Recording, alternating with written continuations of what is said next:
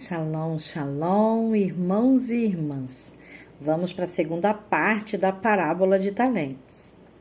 Nós vimos na primeira parte que a parábola de talentos, ali em Mateus, capítulo 25, do verso 14 até o verso 30, não se trata de tesouro, de dinheiro.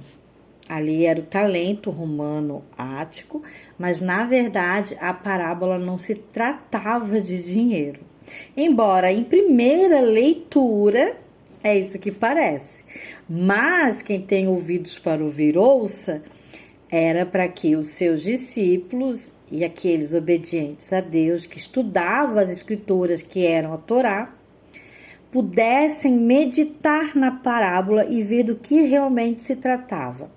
Nós vimos que se tratava da palavra de Deus, dos talentos, dos dons espirituais e na revelação da própria palavra de Deus no contexto original judaico. Aquilo Deus dá para os seus servos. Há servos que pegam esses talentos, essa palavra de Deus revelada a ele e passa adiante. E assim faz outros discípulos a Deus, a Yeshua Jesus o Messias. Há servos que recebem menos talentos, mas mesmo assim passam adiante. E eles dobram mesmo os poucos talentos, fazendo discípulos a Deus e a Yeshua Jesus o Mashiach. Porém, nós vimos que há também servos que recebem a revelação de Deus, a palavra de Deus no contexto original judaico e não passa adiante por medo, vergonha ou sei lá. E acaba fazendo uma cova e escondendo esse talento, esse dom, essa palavra de Deus na terra. Olha como é interessante. No verso 26, respondeu-lhe o Senhor: servo mau e negligente. Então, a pessoa que pega a palavra de Deus, ela tem o entendimento de Deus e ela não passa adiante, ela é uma serva má e negligente, até mesmo com o próximo. Sabias que ceifa onde não semeei? Ué, Duda, mas Deus, ele ceifa onde não semeou? Sim. Deus envia os seus servos, como do primeiro que recebeu 5 talentos e o segundo recebeu 2 talentos. Esses vão ceifar. Esses vão jogar a semente. Então, o servo que tem os dons de Deus espirituais, a palavra de Deus, no seu contexto original revelado, ele está jogando sementes, ele está ceifando. E aqui diz que e ajunto onde não espalhei, não foi Deus mesmo que espalhou, quem espalha é o inimigo das nossas almas, mas quem joga a semente somos nós, os servos de Deus. E ele vem ceifar, depois separar o joio do trigo, o bom do mal, aquele que deu fruto, árvore de bons frutos, tirar também aquele que não deu frutos, árvore seca. E ele vai ajuntar os seus, os bons de um lado, do seu lado direito, e os maus do seu lado esquerdo. Mas Duda, como que pode isso? Agora faz todo sentido. Por quê? Porque a gente que estuda a palavra de Deus no contexto original judaico, a gente vai começar a entender o que é Haggadah, o que é uma parábola e todo o contexto. E realmente aqui não está falando de dinheiro, mas da palavra de Deus que o Eterno entrega para os seus servos e esses multiplicam. Há o servo que não vai multiplicar, que vai ficar com medo, receoso do que vão pensar ou do que vão falar, ou achando que não vai saber fazer discípulos e esconde. Esse é servo mau e negligente. E ainda continuando a ler, ele fala: por que tu não entregou o dinheiro aos banqueiros? Por que você não entregou a minha palavra a homens que já trabalham com a minha palavra? Aqui está como banqueiro, né? Mas não é banqueiro de banco. Aqui seria aqueles pregadores, aqueles servos dele. Então, por que você não entregou a um dos banqueiros do banco lá?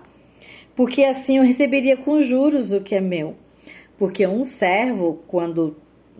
eu tenho medo de falar isso aqui. Então conta para alguém que seja servo de Deus e esse outro alguém vai fazer discípulos. Aí você vai estar dando com juros, né? O que é de Deus. E veja como ele não pregou a palavra de Deus, escondeu só para ele, foi tirado dele apenas o único talento que ele tinha, foi retirado.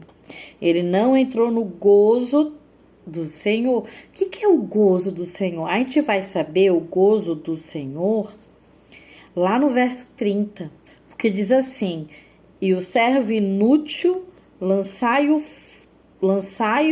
para fora, nas trevas, ali haverá choro e ranger de dentes. Essa frase, ali haverá choro e ranger de dentes, nos remete para outras passagens. Vamos ver?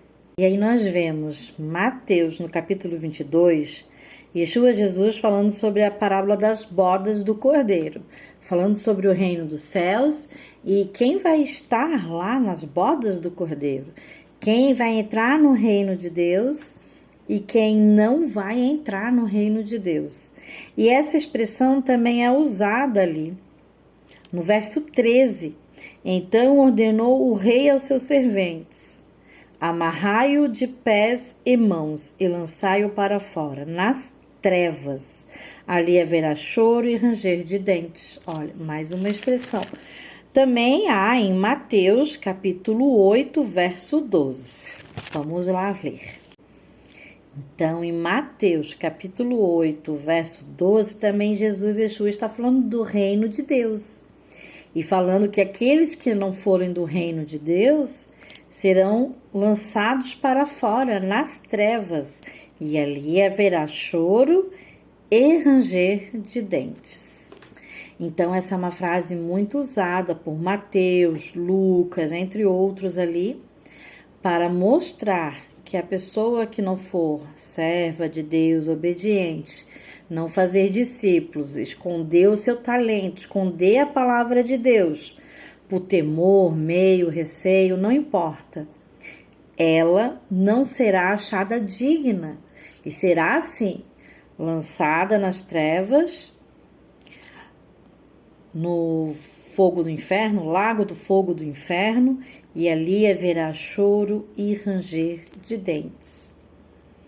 Então, todas as palavras de Deus, principalmente também as parábolas, as que são chamadas de Haggadah, elas têm não só no literal, na letra ali, uma mensagem, mas ela tem mensagens profundas ali, um sod, um segredo. Tem 4 níveis, né, que nós estudamos no Pardês. O último é o sod, é o segredo. É a simbologia mais profunda daquela mensagem. Porque ele falava assim, Yeshua Jesus, porque ele estava cercado por romanos. E nem tudo ele poderia falar sem ser morto. Então, havia um grande cuidado para que somente os que pudessem ouvir a Deus aquela mensagem, que era específica para o público dos servos de Deus. Porque se chegassem ouvidos não de servos, poderia sim acarretar na própria morte de Yeshua Jesus, como talvez um crime de contenda, divisão, rebelião civil, não sei. Porém, não podia ser dado a qualquer pessoa, somente ao que tinham ouvidos para ouvir. Ouvir a palavra de Deus é aquele que ouve e obedece.